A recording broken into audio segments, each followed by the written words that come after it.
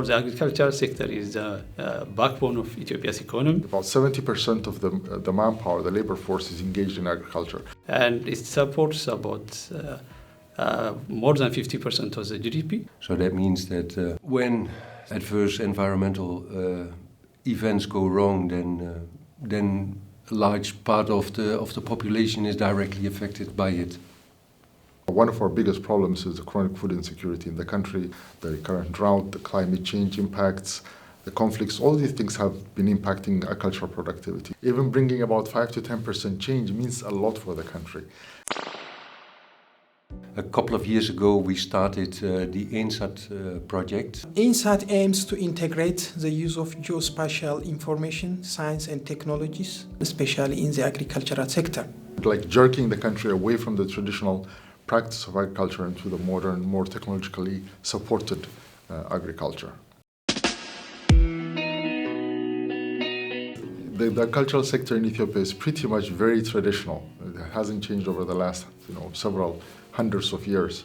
So, for example, every year, planting seasons, the government sends out agents to do assessments, so that you can get an estimate, an approximation of the estimated yield for the coming year.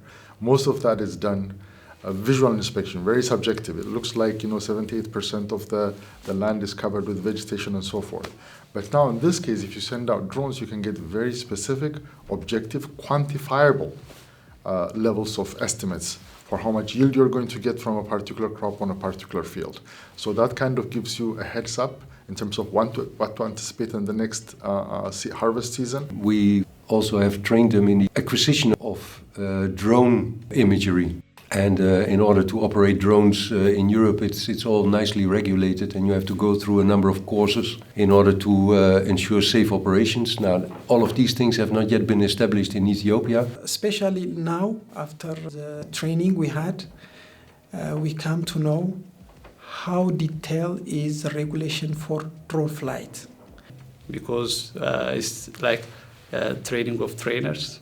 So we'll share what we learned from the training to our colleagues. So we have developed materials for drone, and we have included those materials in the learning management system to facilitate the distance education. Okay, 3, 2, 1.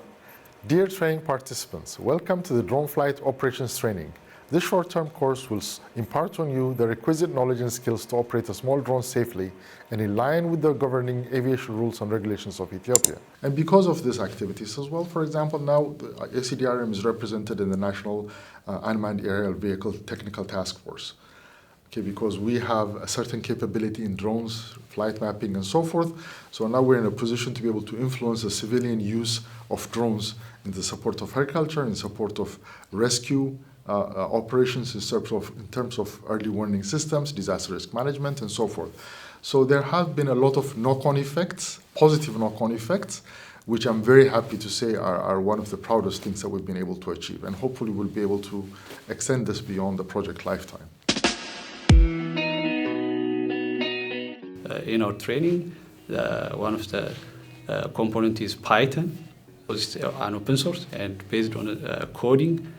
So it will help us a lot, particularly to transform from using commercial-based softwares to open-source softwares. Now we are developing a weather forecast application.